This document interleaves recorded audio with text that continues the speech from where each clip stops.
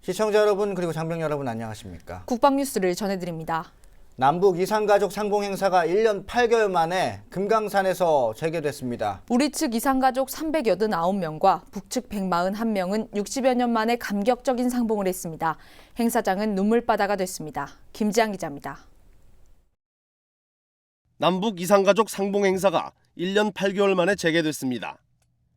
20일부터 금강산에서 2박 3일간의 일정으로 제20차 상봉 행사가 진행되고 있습니다. 우리 측 이산가족 389명은 대형 버스 16대에 나눠 타고 강원도 고성의 동해선 남북 출입 사무소를 거쳐 낮 12시 40분경 금강산 온정각에서 점심을 먹은 뒤 오후 1시 반쯤 금강산 호텔에 도착했습니다. 남측 가족 가운데 올해 83세 염진래 할머니와 77세 김순탁 할머니는 건강이 좋지 않아 구급차를 타고 금강산에 도착했습니다. 우리 측 방문단은 이산가족과 자원봉사자, 취재진 등을 포함해 모두 536명입니다. 두 할머니를 비롯해 절반 이상이 70대 이상으로 고령자가 많은 점을 고려해 의료진 12명과 구급차 5대도 동행했습니다. 이들 이산가족은 오후 3시 반 금강산 이산가족 면회소에서 열린 단체 상봉을 통해 꿈에 그리던 북측 가족 141명과 첫 대면을 했습니다.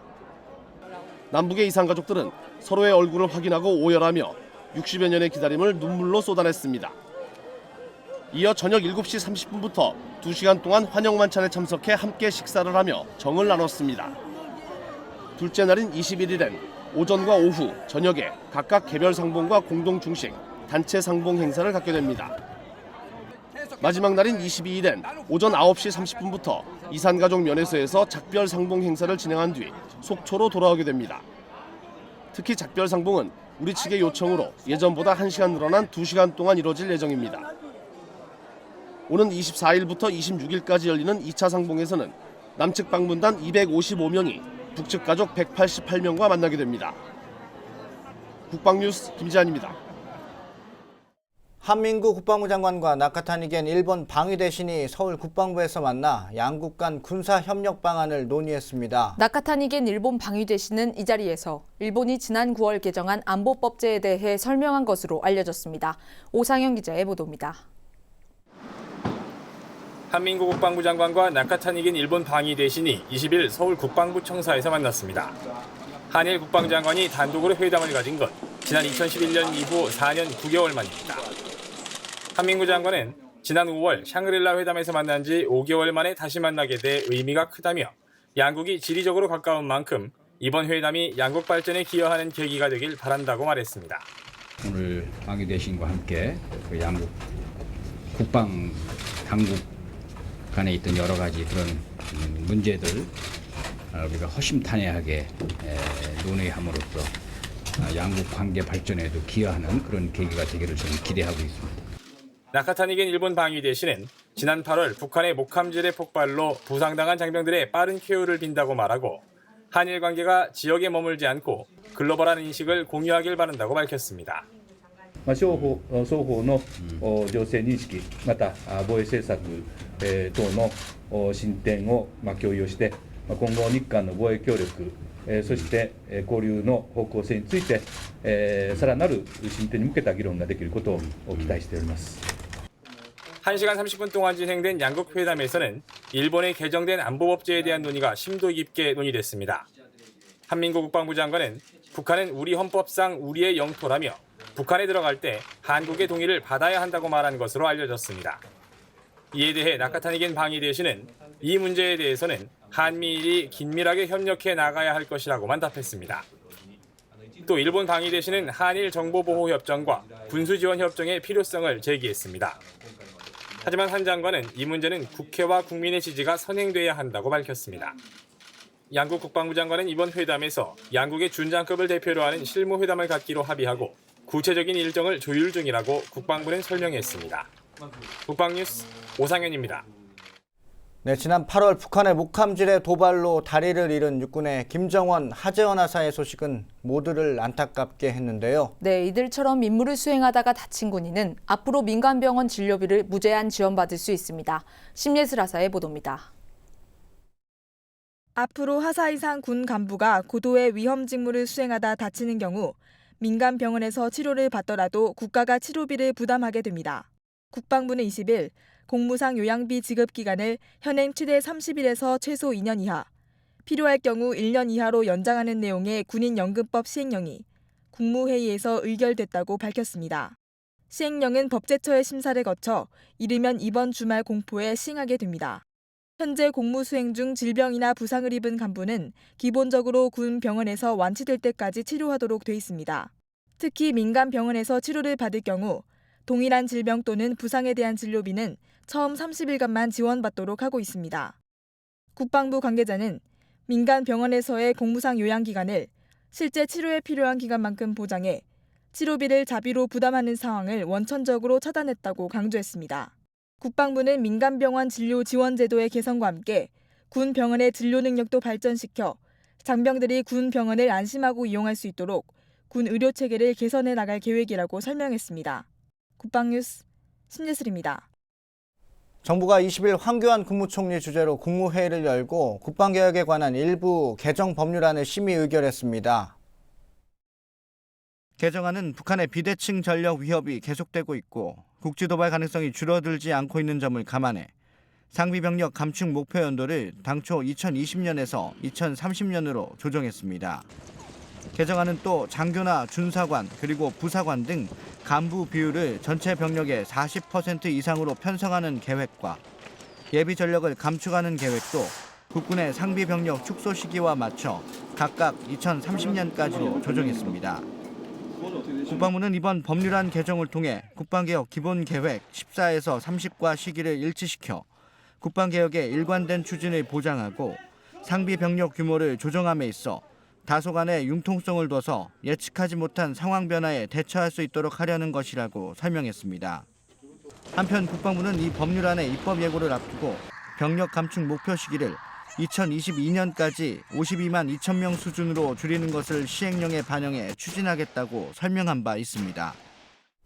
서울 아덱스 2015가 서울공항에서 화려한 막을 올렸습니다. 전 세계 항공우주 산업의 현재와 미래를 한눈에 볼 수 있는 자리였습니다. 송민아 기자입니다. 서울 아덱스 2015가 국내외 주요 인사들이 참석한 가운데 문을 열었습니다.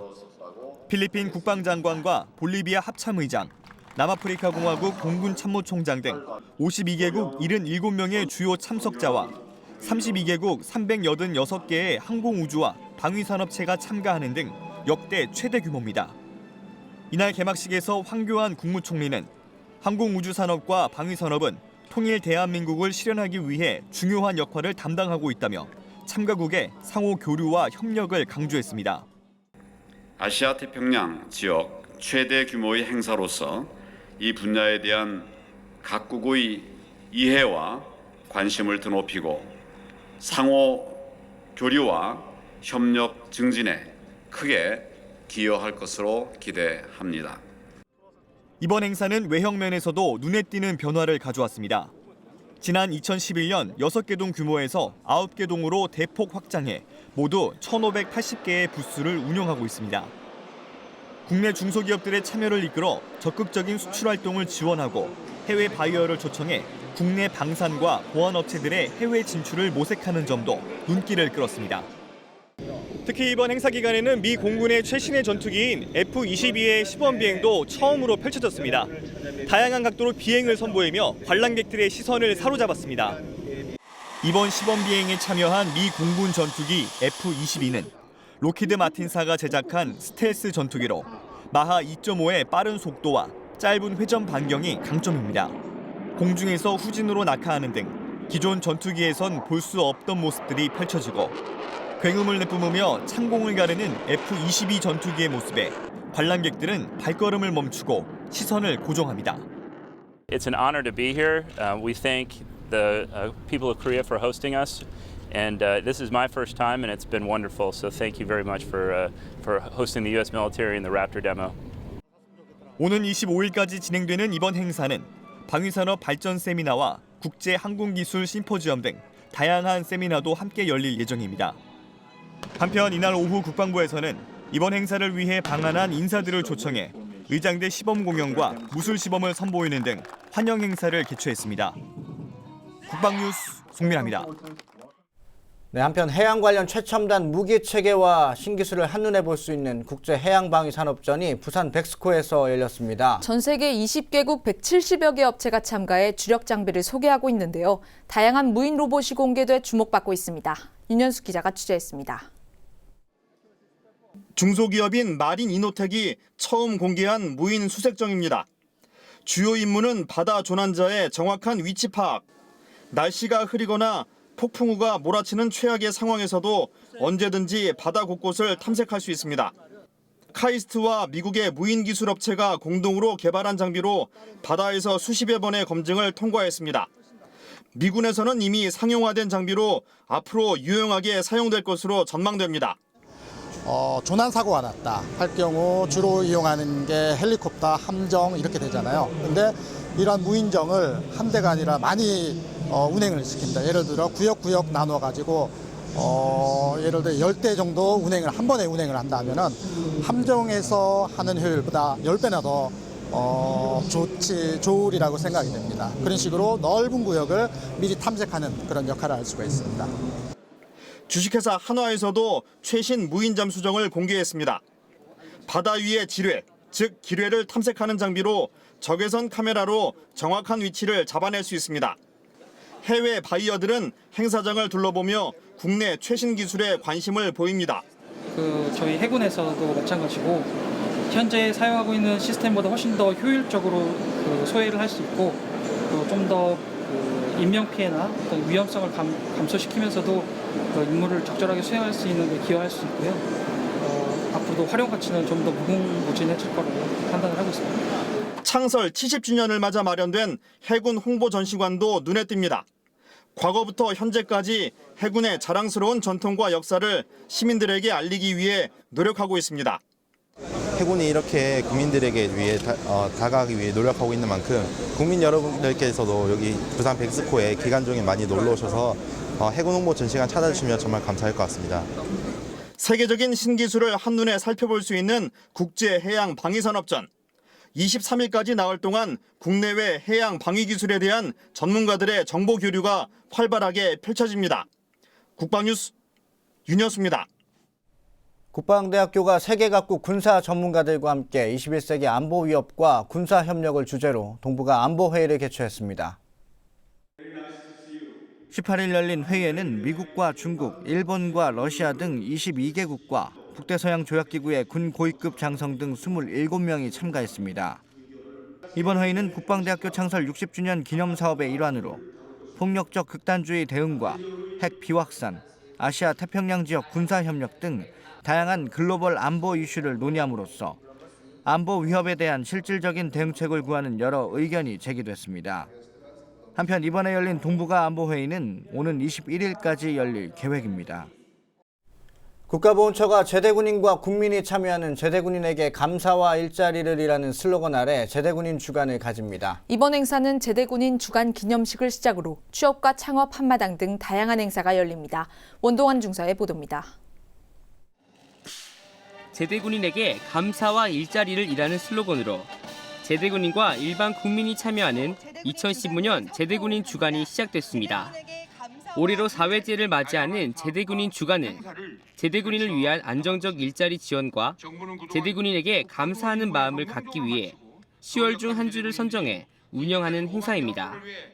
첫날인 20일에는 제대군인 주간의 시작을 알리는 제대군인 주간 기념식을 갖고 2015년 제대군인 취창업 성공수기 우수자에 대한 시상식을 열었습니다. 또 50여 개 기업이 참가한 제대군인 취창업 한마당 행사도 열려 기업 인사 담당자와 모의 서류 심사 후 현장 면접도 볼 수 있는 기회가 제공됐습니다. 이외에도 제대군인 주간 기간 동안 전국의 7개 제대군인 지원센터에서는 찾아가는 제대군인 구인구직 행사를 가질 예정입니다. 이어 21일부터 22일에는 2015년 국제보훈 워크숍이, 22일에는 제대군인 고용 우수기업 인증 현판식이 열립니다. 또 23일에는 제대군인 단체 정책 간담회와 연구 영역 발표회, 24일에는 제대군인과 함께하는 걷기 대회를 개최합니다. 마지막 날인 26일에는 제대군인을 주제로 지난 7월부터 9월까지 진행된 영상 공모전 우수작에 대한 시상식을 가질 예정입니다.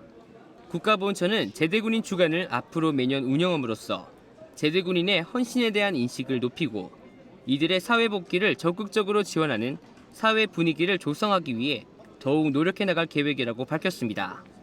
국방뉴스 원동환입니다. 육군 3사단이 GOP 소초와 수색중대 장병들의 올바른 독서 문화 형성을 위해 사랑의 독서 카페를 개관했습니다. 사랑의 독서 카페는 주식회사 세봉 등 민간기업에서 장병들의 독서 문화 정착과 밝은 병영 생활을 위해 기증한 것입니다. 10여 명이 동시에 이용할 수 있는 컨테이너형 독서 카페는 국군문화진흥원에서 기증한 700여 권의 도서가 비치돼 있어 장병들이 쾌적한 환경에서 독서나 자기개발을 할 수 있게 만들어졌습니다. 17일 열린 사랑의 독서 카페 개관식에는 사단 주요 지휘관과 장병, 기증업체 대표 등이 참석해 독서 카페 개관을 축하했습니다. 한편 부대는 앞으로도 GOP 소초와 격오지 부대에 근무하는 장병들이 좀 더 편안하고 쾌적한 환경에서 책을 읽을 수 있도록 독서 카페를 확대 설치해 나갈 계획이라고 밝혔습니다. 육군교육사령부가 미래 전장을 주도하는 창의적인 리더 육성을 주제로 2015 육군 리더십 상담 인성 발전 세미나를 개최했습니다. 15일 열린 세미나에는 정책부서와 각 학교기관 리더십 관계자를 비롯한 지역대학 군사학과 학생 250여 명이 참석해 미래 전장을 주도하는 창의적인 리더 육성에 대해 토론을 벌였습니다. 특히 미 육군 리더십 센터와 연계해 미군의 최신 교리를 소개하고 토의함으로써 한미 리더십 교류 확대와 역량 강화를 위한 자리가 됐습니다. 부대는 이번 세미나를 통해 올바른 인성을 갖춘 강한 리더가 중요하다는 것을 재인식하는 계기가 됐다며 앞으로도 군 특성에 부합된 리더십 상담과 인성 분야 발전을 위해 더욱 매진하겠다고 밝혔습니다. 경영의 바람이 분다. 훈훈한 사랑의 바람이 경영의 사랑이 온다. 너와 나를 이어주는 사랑이 사랑해요. 우리들의 병영에 부는 따뜻한 사랑의 이야기 사랑의 군. 네, 이번 순서는 장병들의 소중한 추억을 나누는 사랑의 군 시간입니다. 육군 2작전 사령부 성락희 상병은 전역에 고마웠던 기억들을 감사나눔 운동을 통해서 전하고 있는데요. 네, 작지만 소중한 추억이 담긴 성락희 상병의 이야기 함께 보시겠습니다. 입대 후 첫 휴가. 집으로 향하는 설렘처럼 기분 좋은 추억이 생겼습니다. 저기 동대구역 가시면 저랑 같이 가시겠습니까? 아, 네, 저도 동대구역 갑니다.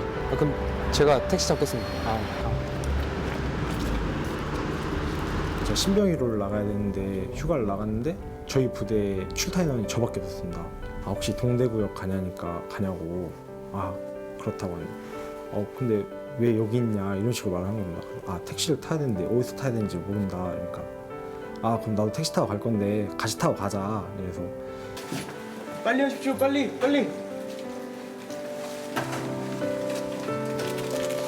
동료 전들의 정성이 담긴 특별한 이벤트는 서로의 마음을 하나로 묶어주기에 충분했습니다. 전혀 예상하지 못했던 깜짝 이벤트.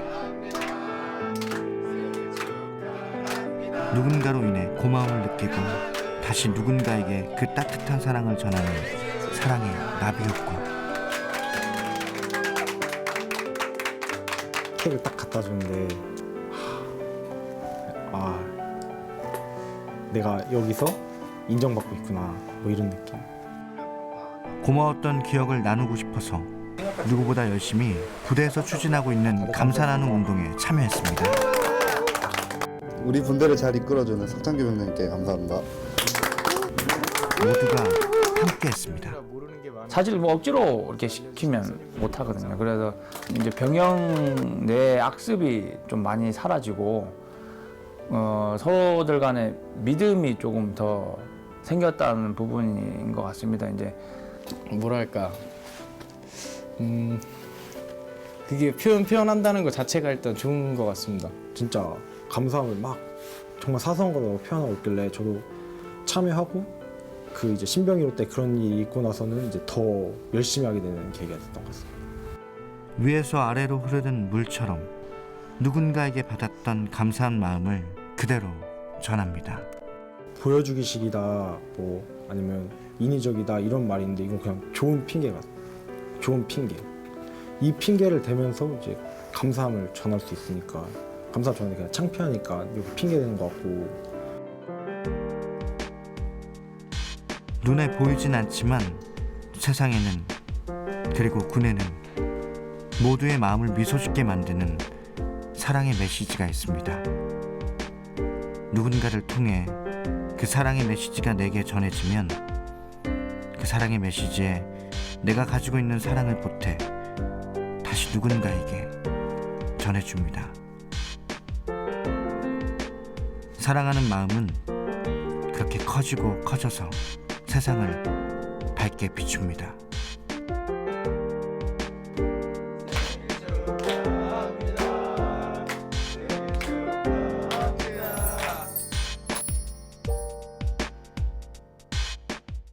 네, 1년 8개월 만에 재개된 남북 이산가족 상봉 행사 소식 전해드렸습니다. 60여 년을 기다려온 가족과의 만남이었고 머리는 하얗게 백발이 된 후였지만 감격의 눈물이 이산가족 상봉의 의미를 알려주고 있습니다. 네, 오는 24일부터는 2차 상봉이 진행되는데요. 혈육 계정을 확인할 수 있을 때 좀 더 많은 이산가족 상봉 행사가 열릴 수 있기를 기대해 봅니다.